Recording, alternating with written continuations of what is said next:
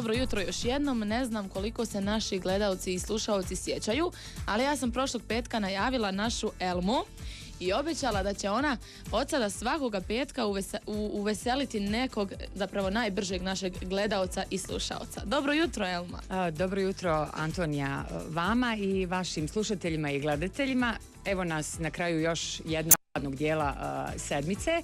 I nekako je odlična prilika da ljude uvedemo u vikend na neki fini način, a to je dodjelom poklona koje obezbjeđuju naši sponzori. A uz to i da nešto nauče. Naravno, prvenstveni cilj, kao što smo rekli protekli put, jeste da kroz kviz Znanjem do zdravlja učimo o zdravlju i na taj način postajemo što zdravije.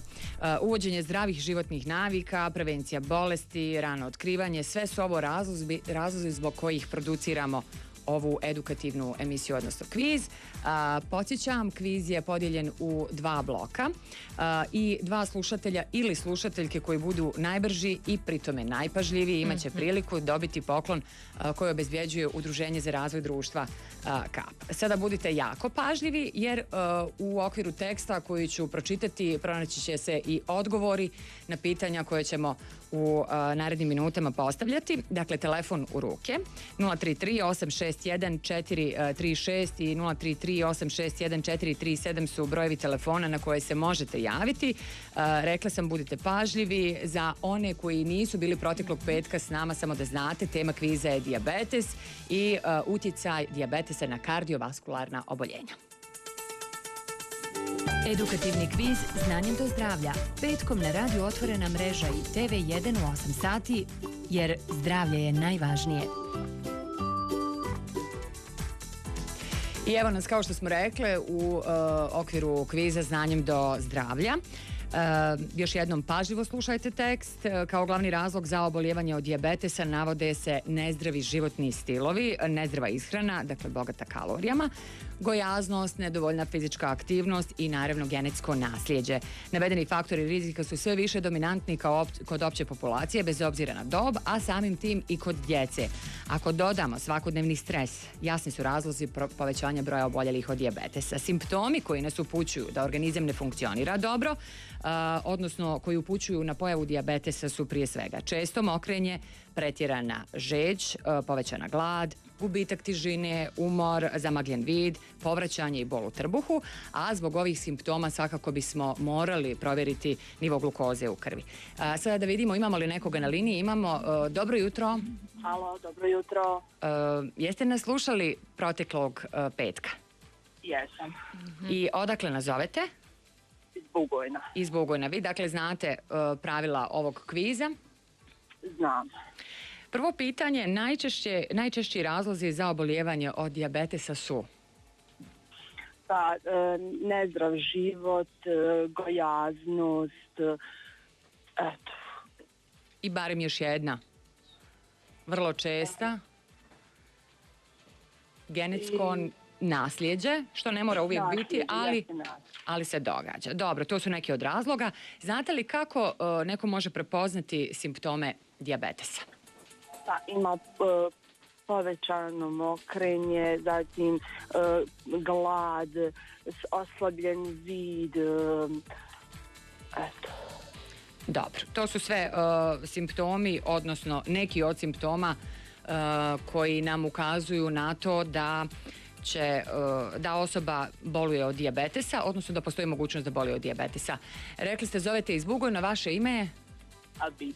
Abida, ostanite na vezi i vaše podatke će uskoro preuzeti naša kolegica Džana, a mi u nastavku idemo se podsjetiti samo ko će Abidi dodijeliti nagradu za odgovorena pitanja i za odlično znanje. Dakle, biljna apoteka Stefano koja se nalazi u Sarajevu, Čurčiluk mali broj 16, ali što se tiče Abide ne treba da brine, nagrada će stići na njenu adresu. Dakle, biljna apoteka Stefano nudi široku paletu domaćih i stranih brendova, organskih uzgojenih namirnica, poseban program prilagođen bezglutenskom režimu ishrane, program dijabetičarima i tako dalje.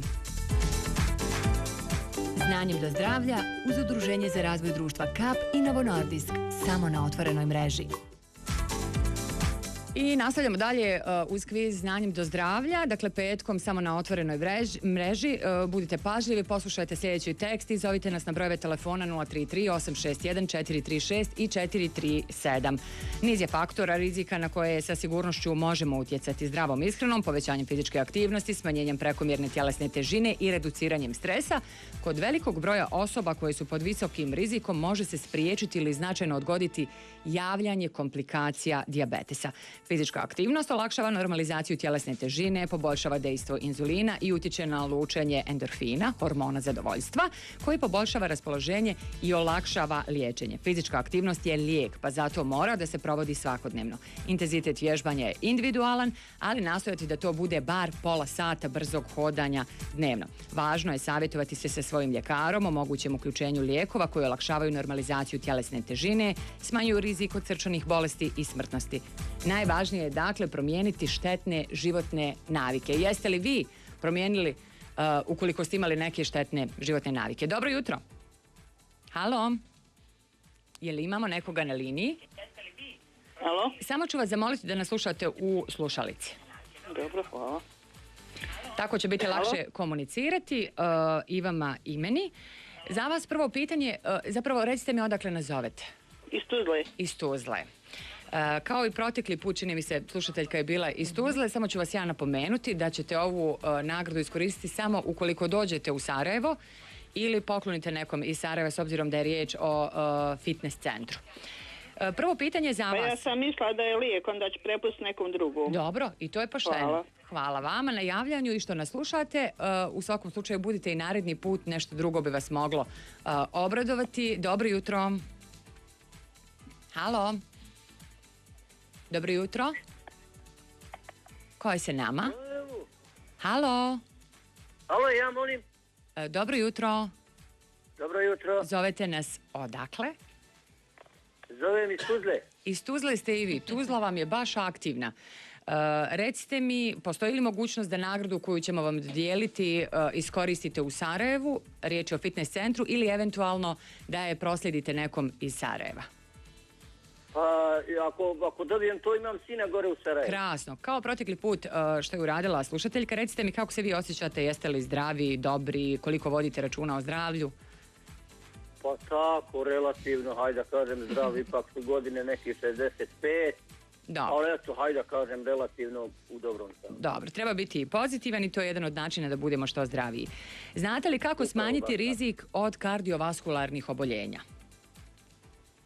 Kako smanjiti rizik od kardiovaskularnog sistema? Od kardiovaskularnih oboljenja. Imate na ekranu pitanje, možete pročitati jasno. Pa da vam kažem, smanjiti tako, čuvati se stresa, malo se baviti fizičkim aktivnostima, Bravo. šetnjom i tako. Bravo. Sve su to načini da sebi pomognemo i da olakšamo svom organizmu što bolje djelovanje, pogotovo za osobe koje su oboljele od dijabetesa. Preporučeno minimalno vrijeme fizičke aktivnosti tokom dana, znate li koje je?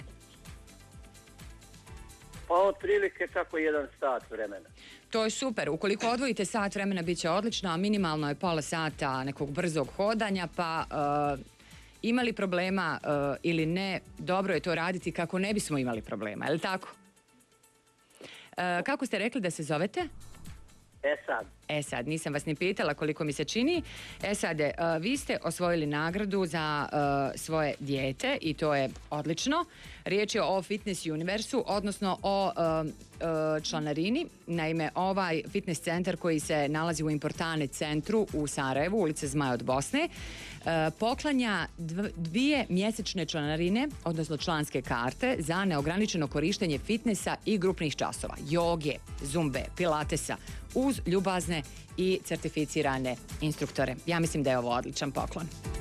Jeste zadovoljni? Mislim da nam je slušatelj, odnosno gledatelj, već otišao. U svakom slučaju čestitam i jednom i drugom i vi ostanite na vezi kako bi kolegica preuzela podatke. I za kraj, evo da podsjetimo, procenjuje se da u Bosni i Hercegovini oko 336.000 oboljelih od dijabetesa, te da još toliko stanovnika nije ni svjesno da ima tu bolest, iako se dijagnoza postavlja veoma jednostavno i brzo. O tome smo govorili protekli put. A što drugo reći, budite uz nas, a što Sejo, je li sve spremno? Ništa, budite uz nas i narednog petka kada ćete moći naravno učestvovati u drugom kvizu Znanjem do zdravlja, znači petak, 2. februar ili veljača, jeli? U 8 sati uz poklone za najpažljivije slušatelje koje obezbjeđuje Udruženje za razvoj društva KAP. A koji se realizira u sklopu projekta Znanjem do zdravlja, čiji je premium sponzor Novo Nordisk Farma i sve to samo na otvorenoj mreži. Lijep pozdrav!